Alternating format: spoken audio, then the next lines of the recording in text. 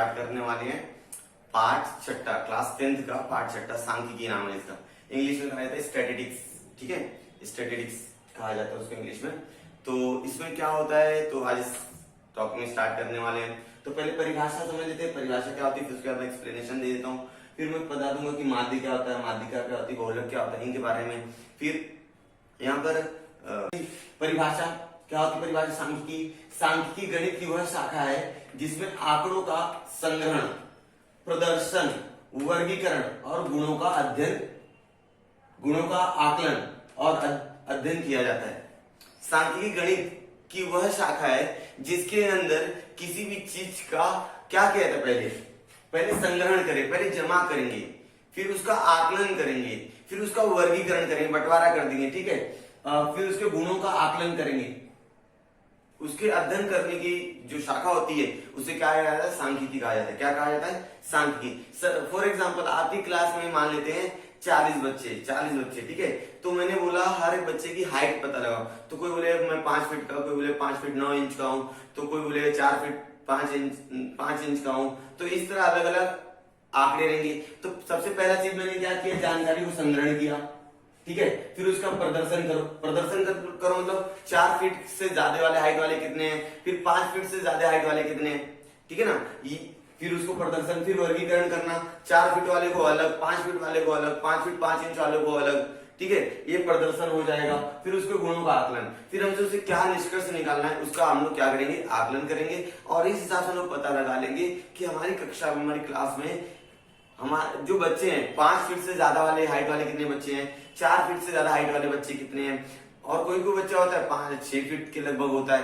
तो इन बच्चों को हम लोग क्या करेंगे, वर्गीकरण करेंगे, और उस क्लास को समझना हमको क्या पड़ेगा, थोड़ा सा आसान पड़ेगा, ठीक है। तो यही हो गई, पहले हम लोग जो भी डेटा है, जो भी जानकारी उसको हम लोग इकट्ठा करेंगे, फिर उसको क्या करेंगे, उनका प्रदर्शन करेंगे, देखेंगे कैसा है, फिर उसका वर्गीकरण करेंगे, अलग अलग चीजों में वर्गीकरण करेंगे, फिर गुणों का आकलन करेंगे, हमको क्या चीज निकालनी है। फॉर एग्जाम्पल जैसे हमारी भारत सरकार हर साल क्या करती है, हर 10 साल में क्या करती है, जनसंख्या का गणना करती है, तो उसमें बताती है कि भाई हमारे भारत देश में पूरा जनसंख्या कितनी है। अभी तो 130 करोड़ के लगभग हो गई है।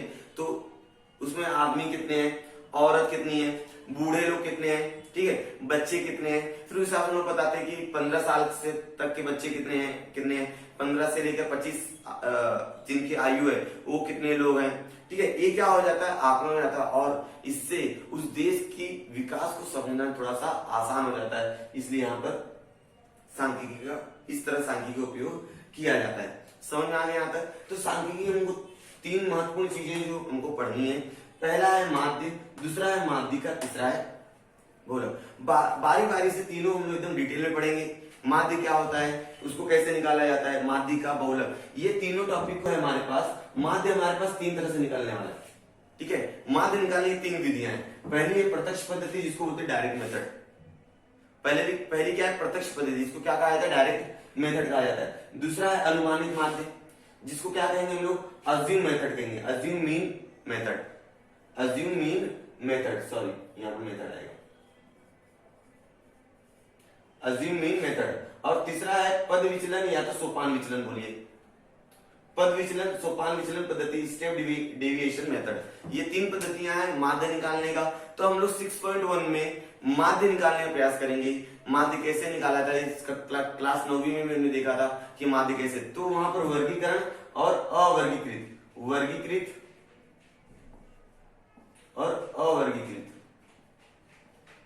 तो क्लास 9वीं में जो हम लोग माध्य निकालना सीखे थे वो था अवर्गीकृत। मतलब वहां पर जानकारी दी जाती थी, कोई बच्चों की हाइट समझ लो, किसी का 4 फीट 4.9 4.10 तो 5.1 ऐसा करता। फिर सबको क्या करते थे हम लोग, जोड़ते थे, और जितनी संख्याएं हैं उनसे क्या करते थे हम लोग, टोटल भाग दे देते थे, ठीक है ना। इस तरह से हम लोग माध्य निकाले। तो उसे अवर्गीकृत किया जाता है, लेकिन हम लोग क्लास 10th में जो हम लोग माध्य निकालना है उसको वर्गीकृत कहते हैं, ठीक है ना। समझ में आ गया। तो हम लोग 6.1 अभी स्टार्ट करेंगे। 6.1 में पहले मैं माध्य, प्रत्यक्ष माध्य पद्धति के ऊपर सवाल बताऊंगा, फिर उसके बाद अनुमानित माध्य के ऊपर सवाल बताऊंगा, फिर उसके बाद पद विचलन या सोपान विचलन के ऊपर सवाल बताने वाला हूं। तो मैं यहाँ पर थोड़े सवाल ले लेता हूं और हम लोग उसको स्टार्ट करना शुरू करते हैं। चलिए 6.1 के 2 सवाल लिख के रख लिए। अब हमको क्या करना है, इसको हल करना है। और कौन सी पद्धति से हल करना है, प्रत्यक्ष पद्धति से हल करना है। कौन सी पद्धति, प्रत्यक्ष। पहले हम लोग प्रत्यक्ष पद्धति से 2 सवाल हल करेंगे, फिर हल करना है। तो पहले मैं इन स्टेप्स का यूज करके पहला सवाल करूंगा, फिर दूसरा सवाल हम लोग फटाफट सॉल्व कर लेंगे। तो क्या करना, सबसे पहला स्टेप क्या है, पहला 4 स्तंभों वाली सारणी बनाओ।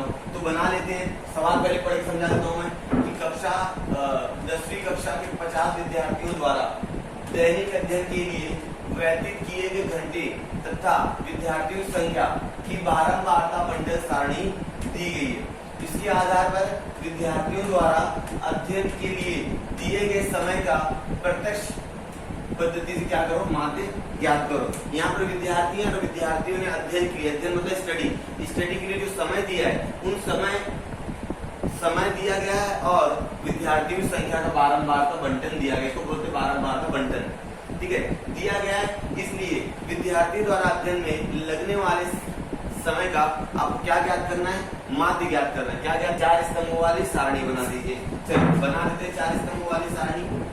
ये पहला चीज हो गया। दूसरा, पहले स्तंभ में वर्ग लिखो। ये जो होता है ना समय, तो यहाँ पर वर्ग लिखेंगे। ये जो पहला वाला रहेगा इसको क्या कहा जाएगा, वर्ग कहा जाएगा। और दूसरे वाले को हमेशा बारंबारता कहेंगे, ठीक है ना। हमेशा जब भी सांख्यिकी के सवाल आए तो पहले वाले बॉक्स, जो ऊपर वाला बॉक्स रहेगा, उसको हमने हमेशा क्या रहेगा, वो वर्ग रहेगा। और नीचे वाले क्या रहेंगे लोग, बारंबारता। इसको वर्ग को कभी कभी वर्गांतर भी बहुत लोग बोलते हैं, ठीक है ना।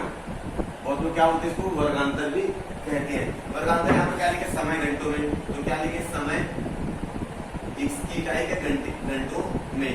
अब क्या लिख देंगे, 0, 2, 2, 4, 4, 6, 6, 8, 8, 10। ये मैंने वर्ग लिख दिया। अब दूसरे स्तंभ में क्या लिखो, वर्ग मध्य। क्या लिखो, वर्ग मध्य। वर्ग मध्य कैसे निकालते, देखो। वर्ग मध्य का फॉर्मूला है, क्लास आपने 9th में देखा हुआ है। वर्ग मध्य बराबर निम्न वर्ग सीमा प्लस उच्च वर्ग सीमा बटे 2। निम्न वर्ग सीमा प्लस उच्च वर्ग सीमा बटे 2। मतलब अगर 0 और 2 ले लो, 0 से 2, तो ये क्या होगी, निम्न वर्ग सीमा होगी, ये क्या होगी, उच्च वर्ग सीमा होगी, ठीक है। अब क्या होगा, 0 + 2 बटे 2, आंसर कितना आएगा, 1, ठीक है। मतलब क्या करना है, ये दोनों को जोड़ना है, ये दोनों को जोड़ना है और उसका क्या करना, आधा करना है। 0 और 2, 2 जोड़ देंगे, कितना हो जाएगा, 1। तो यहाँ पर बोलते हैं वर्ग मध्य। अभी इसी वर्ग मध्य को क्या कहा जाता है, xi कहते हैं। क्या कहते हैं, xi कहते हैं। क्या कहते हैं, xi। वर्ग मध्य को क्या कहा जाएगा, xi। अभी 2 और 4 कितना होगा, 6, 6 का आधा 3, 4 और 6 कितना होगा, 10, 10 का आधा 5। तो कितने डिफरेंस है, 2 का डिफरेंस है, 5 और 2 7 हो जाएगा और ये 9 हो जाएगा। देखो 10 और 8 कितना होगा, 18, 18 का आधा 9 हो जाएगा। मतलब वर्ग को क्या करना, आपको जोड़ना है और आधा कर देना है। इसे क्या कहा जाता है, वर्ग मध्य। और वर्ग मध्य को xi से क्या करते हैं, दर्शाते हैं। अब तीसरे वर्ग में देखो, तीसरे स्तंभ में बारंबारता। तीसरे स्तंभ में क्या लिखना, आपको बारंबारता लिखिए। चलो बारंबारता लिख देता हूं मैं। बारंबारता में क्या है, यहाँ पर विद्यार्थियों की संख्या है, विद्यार्थियों की संख्या, इसको कहा जाता है fi। क्या कहेंगे, fi कहेंगे। विद्यार्थी संख्या कितनी भाई, 7, 18, 12, 10 और 3, ठीक है। अब ये तो हो गया। अब चौथे स्तंभ में प्रत्येक वर्ग के लिए xi और fi लिखो। अब चौथे स्तंभ में क्या आ जाएगा आपका, xi और fi आएगा। प्रत्येक 3 का गुणा 18 में 18 3 क्या होता है, 54, ठीक है। 12 गुणा 5 में 12 पंचे 60, 7 का गुणा 10 में 70 और 9 का गुणा 3 में कितना हो जाएगा, 27। समझ में आया यहाँ तक। अब क्या करते हैं हम लोग, इसको सबको क्या करेंगे, देखो क्या बोला अगला, बाद में चौथे स्तंभ में इसको क्या करना है, समेशन। समेशन मतलब जोड़, समेशन मतलब जोड़। इसके इस चिन्ह का नाम क्या है, समेशन। समेशन मतलब जोड़, मतलब xi और fi क्या करना, हमको जोड़ देना है। तो यहाँ वाले बॉक्स में आएगा समेशन ऑफ fi xi, या तो xi fi बोलिए, सबको क्या करवाया, ठीक है। तो यहीं पर ये भी जोड़ लीजिए, समेशन ऑफ क्या हो जाएगा, f। तो हमारा फॉर्मूला क्या है, अभी ये तो लिख लिया मैंने। अब सूत्र का उपयोग करके माध्य ज्ञात करो। तो माध्य ज्ञात करने फॉर्मूला क्या है, समेशन ऑफ xi fi, जो आपने xi और fi को जोड़ के रखा हुआ है, बटे समेशन ऑफ fi। तो लोग माध्य ज्ञात करेंगे। माध्य बराबर क्या हो जाएगा x बार, माध्य बराबर x बार, ठीक है। क्या बोलेंगे, समेशन ऑफ xi fi बटे summation of fi। Summation of fi को n भी कहा जाता है, क्या कहा जाता है, n भी कहा जाएगा। तो इसको हम लोग n भी लिख सकते हैं, यहाँ पर ब्रैकेट में लिख दिया मैंने। तो कितना हो जाएगा, ये 218 हो जाएगा और बटे 50। अब 218 को 50 से क्या करो आप लोग, भाग दे दो, 4.36। तो ये हो गया आपका आंसर। तो इसको हिंदी में लाइन लिख देते हैं। तो अध्ययन के लिए सॉरी विद्यार्थियों ना, तो विद्यार्थियों को अध्ययन के लिए लगने वाले समय का माध्य कितना हो जाएगा, 4.36 घंटे, ठीक है ना। ये घंटे में आएगा, इसकी इकाई किसमें लिखेंगे हम लोग, घंटे में लिखेंगे, ठीक है। ये याद रखिएगा। तो कैसा है, समझ में आ गया आपको। पहला सवाल एकदम आसान था। चलिए दूसरा सवाल कर लेते हैं। यहाँ पर क्या है, पहले क्या करेंगे, 4 स्तंभ वाली सारणी बना दीजिए आप लोग। दूध का वितरण लिखा है, ठीक है, किसमें है, लीटर में है, किसमें है, लीटर में, ठीक है। अब दूसरे में क्या आएगा, वर्ग मध्य आएगा, क्या आएगा, वर्ग मध्य। वर्ग मध्य को xi कहा जाता है, क्या कहा जाता है, xi कहा जाता है। अब तीसरे वर्ग में क्या आएगा आपका, बारंबारता। बारंबारता यहाँ पर क्या है, ग्राहक की संख्या, ग्राहक संख्या, ठीक है। और ग्राहक संख्या को क्या कहेंगे हम लोग, fi कहेंगे। बारंबारता मतलब इंग्लिश में होता है फ्रीक्वेंसी, तो फ्रीक्वेंसी को f से लिखते हैं, इसलिए यहाँ पर बारंबारता क्या लिखा गया है, x लिखा गया है। तो यहाँ पर क्या आएगा, xi fi, ठीक है ना। ये हमारी 4 स्तंभ वाली क्या बन गई, सारणी तैयार हो गई है। अब क्या करना है, इसके अंदर 1 2 2 3 3 4 4 5 5 6 इस तरह से मैंने वर्ग लिख लिए हैं। यहाँ पर वर्ग देख के मैंने यहाँ पर वर्ग लिख लिया है। वर्ग मध्य किसे कहते हैं, आप सभी को मालूम है कि ये दोनों को जोड़ना है और उसका क्या करना है, आधा करना है। 1 और 2 कितना होता है, 3, 3 का आधा 1.5, 2 और 3 5, 5 का आधा 2.5, 3 और 4 7, 7 का आधा 3.5, 4 और 5 9, 9 का आधा 4.5, 5 और 6 11, 11 का आधा 5.5। समझ में आ गया। मतलब ये दोनों जोड़ के उसको क्या करना है, आधा कर देना है, ठीक है ना। वर्ग मध्य इस तरह से निकाला जाता है। यहाँ पर कितना हो जाएगा, 17, ये कितना हो जाएगा, 13, ये कितना हो जाएगा, 10, ये कितना हो जाएगा, 7 और ये हो जाएगा 3, ठीक है। अब क्या करना है आपको, स्टेज मालूम है कि xi और fi क्या करना है, गुणा करना है। xi और fi क्या करना है, गुणा करना है। ये आपका xi है और ये आपका क्या fi है, ये दोनों गुणा कर दीजिए। 17 5, देखो 17 5 बोलिए, 17 5 85 का 5 हासिल लग जाएगा 8, 17 एकम 17 और 8 कितना होता है, 25, कितना होता है 25। तो एक अंक के बाद दशमलव, तो 25.5 आ गया इसका आंसर। फिर 13 जो इसका गुणा इसका, तो 13 5 65 का 5 हासिल लग जाएगा 6, 13 दूना 26 और 6 32, एक अंक के बाद दशमलव, ठीक है। अब यहाँ पर आ जाएगा, जब 3.5 को 10 से गुणा करोगे तो कितना आंसर आएगा, 35 आएगा। फिर 7 का गुणा 45 से करो, 7 5 35 का 5 हासिल लग जाएगा 3, 7 चौक 28 और 3 31, तो एक अंक के बाद दशमलव लगा दो।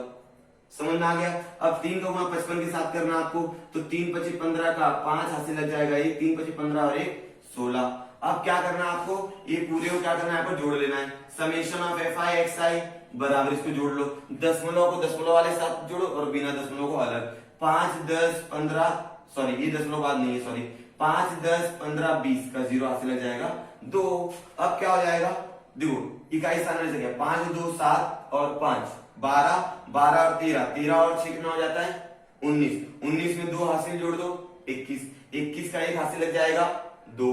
अब आखिरी ये जोड़ दो, 2 और 3 5, 5 और 3 8, 8 और 3 11, 11 और 1 12 और 12 और 2 14, 1410। और इसको जोड़ लीजिए आप, समेशन ऑफ fi को जोड़ रहे तो इसके लिए क्या बोले, समेशन ऑफ fi कितना हो जाएगा 50। यहां तक समझा आप लोग को। अब क्या करना आपको, माध्य का सूत्र क्या आता है बाबा, बोलिए, माध्य बराबर x बराबर a, ये लिखा है ना यहाँ पर, समेशन ऑफ fi xi लिख दिया यहाँ का। अब इसके बटे a लिखो, समेशन ऑफ fi, ठीक है, हमेशा याद रखिएगा। अब क्या निकालना है यहाँ पर, इसका मान कितना है 1410 है और इसका मान कितना है 50 है, ठीक है। अब ये 0 0 तो कट गया, तो क्या बच गया हमारा 141/5, ठीक है। अब 141 को 5 से भाग दे दो 5 एकम 5, 5 दूना 10, ठीक है। अब 4 बज गया, 41 हो गया वहां पर, यहाँ पे 41 हो गया, 5 अटे 40, अब 1 बज गया, 5 दूना 10, तो 28.2, 28.2। तो क्या निकालना था, इस आधार वितरित किए गए दूध का वितरित सवाल आपको समझे माध्य कैसे निकाला जाता है, बहुत आसान है। अगर पर अनुमानित माध्य के लिए 2 सवाल लिख के रख दिया, ठीक है। अब इन दोनों सवालों को हमको अनुमानित माध्य, जिसको दूसरी भाषा में कल्पित माध्य भी कहा जाता है, ठीक है। इस पद्धति से हमको ये दोनों सवाल हल करने हैं। तो इन दोनों सवाल को हल करने के लिए मैंने यहाँ पर स्टेप्स लिख दिए हैं। पहले लोग क्या करें, पहले सवाल को स्टेप्स द्वारा फॉलो करेंगे, बाद में यह सवाल बिना स्टेप्स के सॉल्व करेंगे, ठीक है। तो पहला स्टेप में क्या है, 5 स्तंभ वाली सारणी बनाओ। आपने देखा प्रत्यक्ष पद्धति में कितने स्तंभ थे, 4 स्तंभ थे। इसमें कितने स्तंभ है, 5 स्तंभ है। एक स्तंभ क्या हो गया, यहाँ पर बढ़ गया है। तो सबसे पहला काम क्या करेंगे, हम 5 स्तंभों वाली सारणी बनाएंगे। चलो 5 स्तंभ वाली सारणी बना ले, आ जाइए।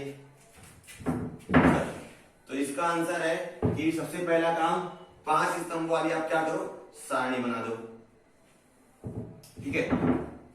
1 2 3 4 5, 5 स्तंभ वाली सारणी बन गई। अब क्या लिखेंगे, पहले स्तंभ में वर्ग लिखो। पहले स्तंभ में क्या लिखना, वर्ग, मतलब वर्ग में क्या है, जमा कर, जमा कर। किसमें है, रुपये में, रुपयों में। फिर दूसरे स्तंभ में क्या लिखना है, दूसरे स्तंभ में वर्ग मध्य लिखो। और आप सबको मालूम है वर्ग मध्य कैसे निकालते हैं, दोनों वर्ग को जोड़ो, निम्न वर्ग सीमा और उच्च वर्ग सीमा, और दोनों क्या कर दो, आधा कर दो। चलो तो यहाँ पर पहले में वर्ग मध्य आ जाएगा।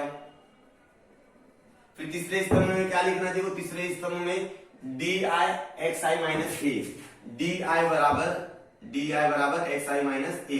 अभी सर आप बोलोगे सर डी आई क्या होता है, थोड़ा रुको मैं आपको बता देता हूँ, थोड़ा सा रुक जाओ, पहले मैं लिख लूं। फिर चौथे स्तंभ में एफ बारंबारता लिखो। बारंबारता यहाँ पर क्या है भाई, वाहनों की संख्या। क्या है, वाहनों की संख्या, वाहनों की संख्या एफ आई, ठीक है। अब यहाँ पर डी आई और एफ आई है, तो डी आई और एफ आई का क्या होगा, यहाँ पर गुणा होगा। एफ आई डी आई बोल दीजिए आप, या डी आई एफ आई बोल दीजिए, ठीक है। तो पहले क्या लिखेंगे, वर्ग 300 से 400, 400 से 500, 500 से 600, ठीक है, 600 से 700, 700 से 800, ठीक है ना। ये मैंने वर्ग लिख दिया। अब वर्ग मध्य कैसे निकालते भाई, कि ये दोनों को जोड़ दो और आधा कर दो।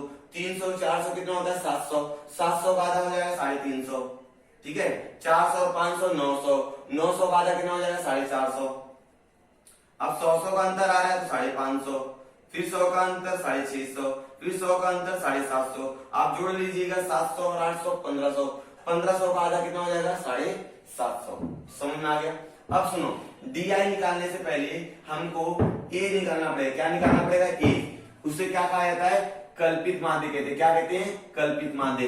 क्योंकि अनुमानित माध्य को इंग्लिश में अज्यूम मास भी कहा जाता है। क्या जाता है, अज्यूम मीन, ठीक है। तो अज्यूम मीन मतलब कल्पित, एक कल्पना करेंगे कि इसका माध्य क्या होगा। नॉर्मली जो ए होता है, ठीक है, उसका मान सबसे बड़ा जो वर्ग बारंबारता रहेगा, जिसकी बारंबारता सबसे बड़ी रहेगी, उसको क्या मान लेंगे हम लोग, ए मान लेंगे। क्या मान लेंगे, ए, ठीक है।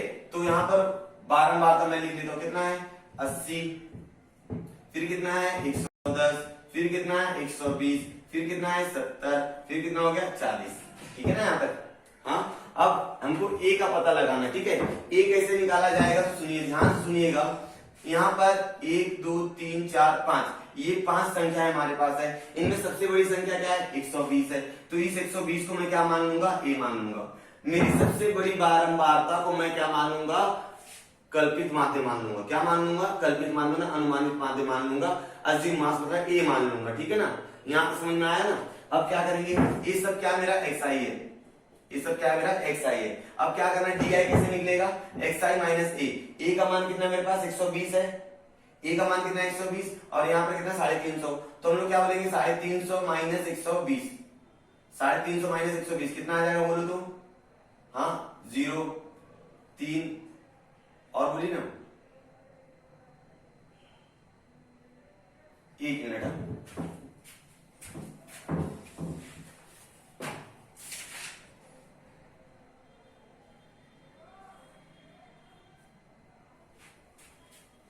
सॉरी यहाँ पर मिस्टेक हो गई है।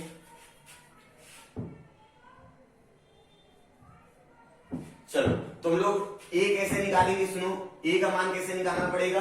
इसको क्या कहा जाता है, कल्पित माध्य कहा जाता है। और कल्पित माध्य को अज्यूम मास भी कहते हैं। क्या कहते हैं, अज्यूम मास। अब अज्यूम मास कैसे निकाला जाएगा, सबसे बड़ा जो आपका बारंबारता है, सबसे बड़ी बारंबारता क्या आपकी 120, 120 का जो वर्गमध्य रहेगा, 120 का जो वर्गमध्य रहेगा उसे क्या मान लेंगे लोग, ए मान लेंगे। तो यहाँ पर ए का मान कितना मान लिया मैंने, 550। ठीक है, नॉर्मली बहुत लोग क्या बोलेंगे, बीच वाली संख्या ले लो। ठीक है, बीच वाली संख्या मतलब ऊपर से भी बीच में आना चाहिए और नीचे से बीच में आना चाहिए। या तो आप इसमें 350 भी ए को ले सकते हो, 450 ए मतलब 450 भी ले सकते हो, 650 भी ले लो, 750, सबका आंसर समान ही आएगा। लेकिन प्रोबेबिलिटी सबसे ज्यादा जो यूज होता है वह सबसे बड़ी बारंबारता का जो वर्गमध्य रहेगा उसको ही मान लिया जाता है ए। समझ में आ गया। तो अभी क्या करेंगे हम लोग, ध्यान देंगे। अभी क्या हो जाएगा, 350 माइनस 550, 350 माइनस 550 कितना हो जाएगा, -200। 450 माइनस 550 -100। अब हो जाएगा 550 माइनस 550, क्योंकि एक साइड यहाँ पर 550 है और ए का मान कितना है, 550 है, तो कितना हो जाएगा 0। अब ये उल्टा जाएगा, 100 और 200। समझ में आ गया यहाँ तक, हाँ यहाँ तक समझा है। चलिए थोड़ा संख्या ऊपर नीचे दिख रही है, इसको मैं सही कर लेता हूं। ठीक है, देखो अब ये दोनों गुणा कर लो, एक्स आई और एफ आई गुणा करो, तो ये 0 0 कितना 0, 1 2 3 0 है, 1 2 3 0 लगा दिया, 8 दूना 16 माइनस 16,000। फिर कितना 0, 1 2 3 3 0, 1 2 3 0, फिर 11 गुणा 1 के साथ 11। ठीक है ना, 11,000 हो गया। अब 120 क्या है, एफ आई गुणा एक्स, एफ आई गुणा डी आई ना, मतलब एफ आई और डी आई का क्या करें लोग, गुणा करें। 120 का गुणा 0 के साथ हो जाए 0।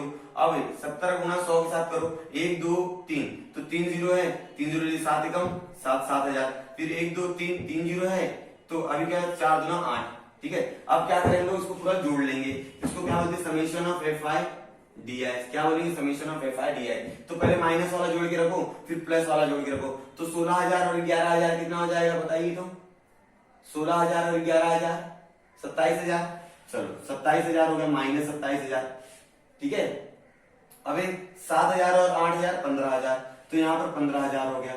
ठीक है ना, अब 27,000 में 15,000 घटा दो, कितना आ जाएगा, -12,000। ठीक है ना, तो माइनस कितना आ जाएगा, -12,000 आ जाएगा। समझ में आ गया, यहाँ तो -12,000। प्लस माइनस माइनस का बड़े पद का चिन्ह लग जाएगा, -12। अब इसको जोड़ दीजिए, तो आप एफ आई को जोड़ दीजिए, समेशन ऑफ एफ आई कैसे जोड़ेंगे, 0 0 0 0 0 0, 8 और 1 9 9 2, 8 और 1 9 9 2 11 और 7 18, 18 और 4 18 और 4 22 का 2 हाथ से लग जाएगा 2, 1 2 2 और 2 4, 420। यहां तक समझ में आ गया आप लोग को। जोड़ देंगे तो आपको 420 मिल जाएगा। अब क्या करेंगे हम लोग, जैसे यहाँ पर डी आई निकाला, तो सबसे पहले काम क्या करेंगे, डी बार निकालेंगे। क्या निकालेंगे, देखिए यहाँ पर लिखा हुआ है, बाद में क्या करो, डी बार निकालो। डी बार कैसे निकालेंगे, summation of F I D I बटे summation of F I, summation of F I D I बटे समेशन ऑफ एफ आई। तो क्या हो जाएगा, -12,000 बटे 420। तो ये 0 0 क्या हो जाएगा, कट जाएगा। अब 1200 को 42 से क्या करोगे आप लोग, काट दोगे। समझ में आ रहा है आप लोग को।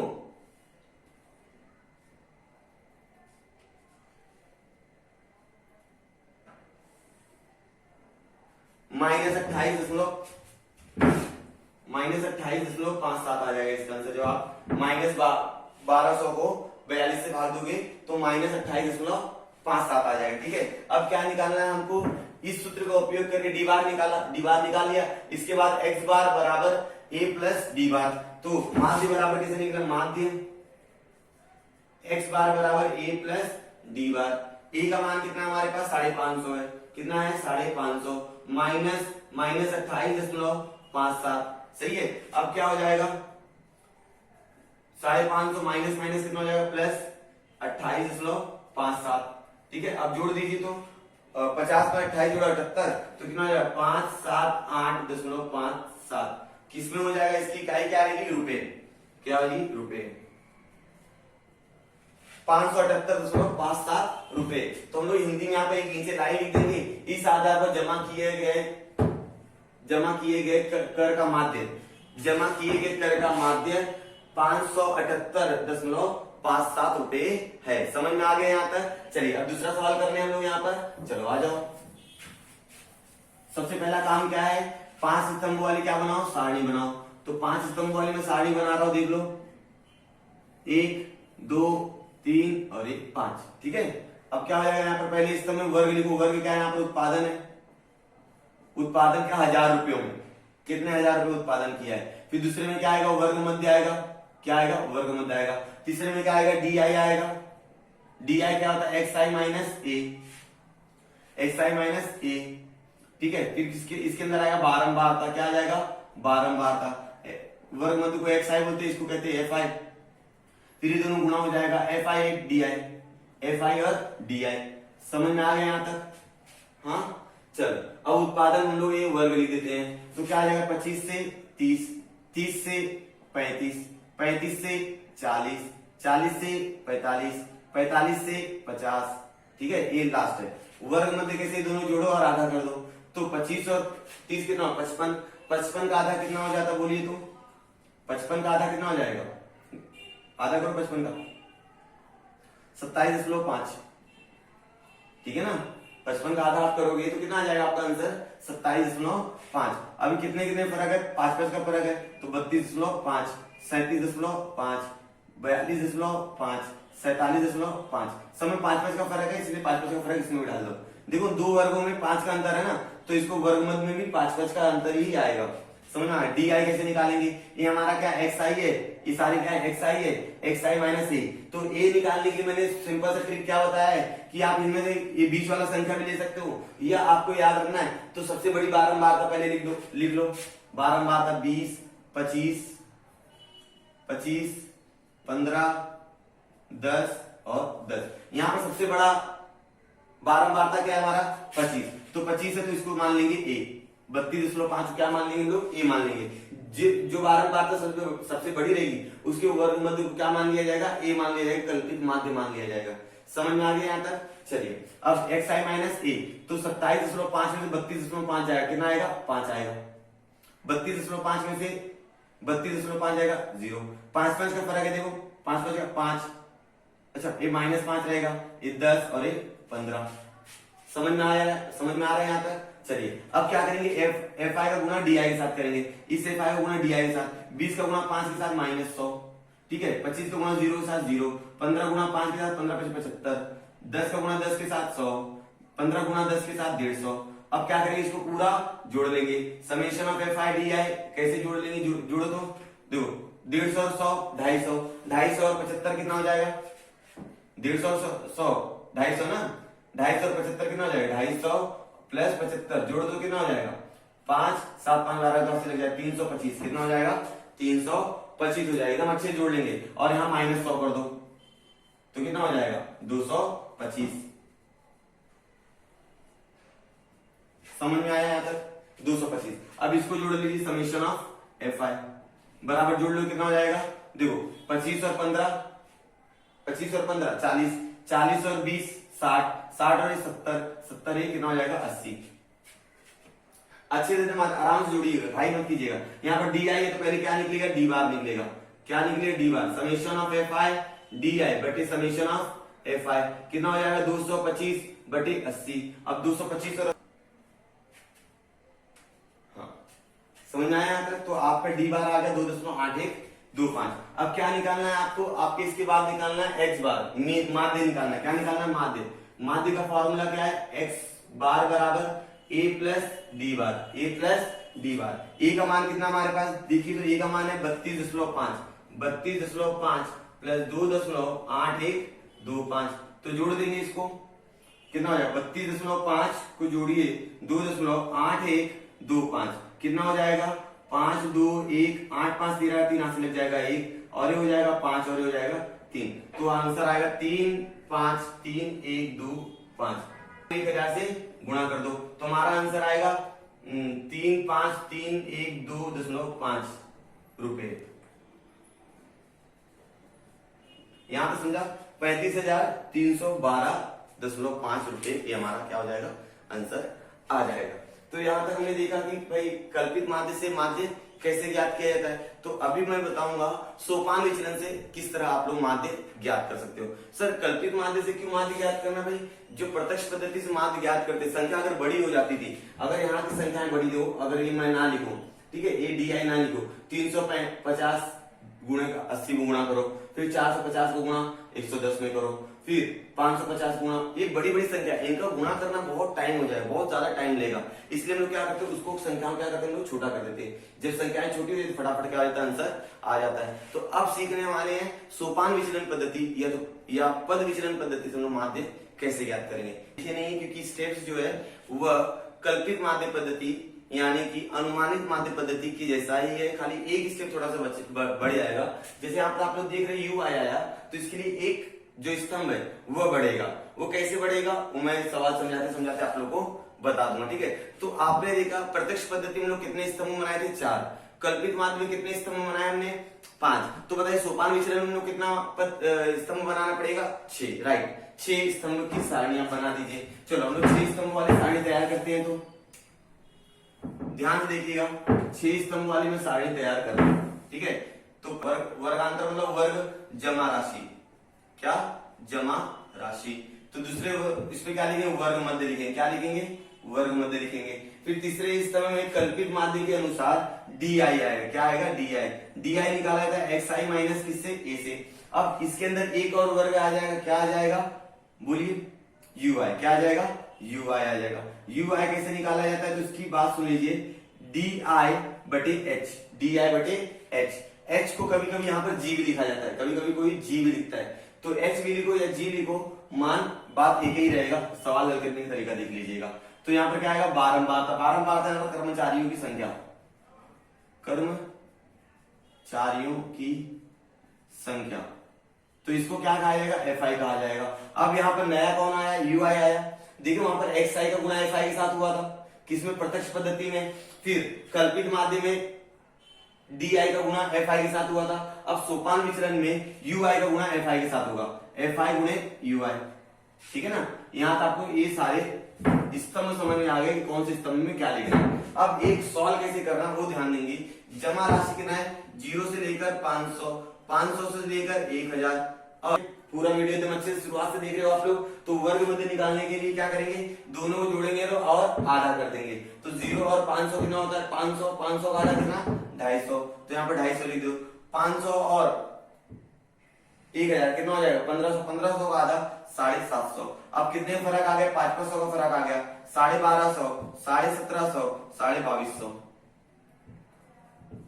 समझ में आ गया। इस तरह से आप फटाफट क्या करते हो, निकाल सकते हो। जैसे देख लीजिए, जब वर्ग में 500 का अंतर है तो वर्ग मध्य में कितने का अंतर रहेगा, 500 का ही अंतर रहेगा। और यहाँ पर क्या निकाला, D I X I minus A. X I क्या, सर मैं 750 को ए मान सकता हूँ कि हाँ मान सकते हो।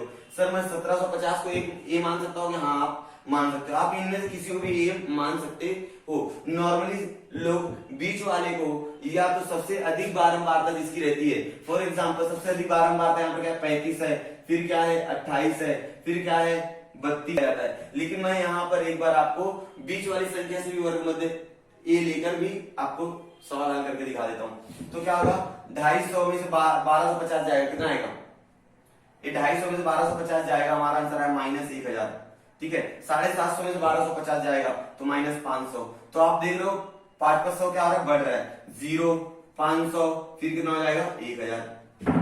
समझ में आ गया। अब यू आई निकालना है, तो डी आई बटे एच। ये सारी चीजें जो है, ये सारी चीज जो आप देख रहे हो, ये क्या है आपका डी आई, क्या है डी आई। डी आई को एच से क्या करना, भाग देना। एच मतलब दो पदों के बीच का अंतर। अब दो वर्गों के बीच का अंतर, सॉरी दो वर्गों के बीच का अंतर, 0 से लेकर 500 के बीच में कितने का अंतर है, 500 का अंतर है, सही बोल रहा हूं। तो यहाँ पर कितना हमारा -1000 बटे 500, कितना आएगा, -2 आ जाएगा। और -500 बटे, देखो डी आई का मान -500, एच का मान कितना है, यहाँ पर 500 है। एच का मान देखो यहाँ पर 500 है, कितना है एच का मान 500। दो वर्गों के बीच में जो अंतर होता है उसे एच कहा जाता है। क्या कहा जाता है, एच कहा जाता है। क्लास 9th में भी आप लोग सीख कर आए हो। -500 बटे 500 -1, ठीक है। यहाँ पर -2 -1। अब देखो एक एक क्या हो रहा है, बढ़ रहा है, 1 हो जाएगा 2 हो जाएगा, समझ में आ गया। अब यहाँ पर क्या करना है, ध्यान देंगे, -2 का गुणा 35 में करेंगे -70, -1 का गुणा 28 में करेंगे -28, और 32 का गुणा 0 में करो 0, 15 गुणा 1 में करो 15, 10 का गुणा 2 में करो 20। अब ये दोनों क्या करो, पूरी तरह से जोड़ दो। Summation of F I U I, देख लो ना क्या कर रहे हो, summation of F I U I क्या करना है, जोड़ना है। तो जोड़ दी, पहले माइनस वाला जोड़ के रहो, कितना आ जाएगा 98 आ जाएगा, 98 आ जाएगा, 70 और 28 98। और ये कितना 15 और 20 35, तो घटा दीजिए 98 से 35 घटा दो तो 8 में से 5 जाएगा 3, 9 में से 3 जाएगा 6, माइनस 63। समझ में आ गया। अब इसको जोड़ दीजिए तो समेशन ऑफ एफ आई क्या होता है, समेशन ऑफ एफ आई जोड़ दो तो इसको पूरा आप जोड़ोगे तो 120 आपको मिल जाएगा। अब क्या करना, हमारा नया कौन है, यू है, तो यू बार का निकालो, summation of F I U I बटे समेशन ऑफ क्या आ जाएगा एफ आई। ठीक है, अब क्या हो जाएगा, 120 को माइनस 63 से क्या करेंगे आप लोग, भाग दे देंगे। यहाँ सॉरी माइनस 63 को आप 120 से क्या करेंगे, भाग देंगे। चलो माइनस 63 को 120 से भाग दो तो 0.525, वो भी माइनस में, माइनस 0.525, सही है। अभी तो u बार आ गया हमारा। अब आगे क्या निकालना है हमको, x बार। तो माध्य बराबर क्या आ जाएगा, माध्य बराबर, माध्य किसे कहते हैं, x बार को कहते हैं। तो a प्लस एच यू बार, ये फॉर्मूला है, a प्लस एच यू बार, ये क्या है हमारा फॉर्मूला है। फॉर्मूले में मान रखो, हमारा आंसर आ जाएगा। a का मान कितना हमारे पास, जो 1250, कितना है 1250, प्लस h का मान कितना हमारे पास, h का मान हमारे पास 500, कितना है 500। तो मैं यहाँ पर h का मान लिख देता हूँ 500, ठीक है। और u बार कितना है हमारा, माइनस 0.525, माइनस 0.525, ठीक है। अब क्या करेंगे, 1250, अब ये दोनों गुणा करो, कितना आ जाएगा,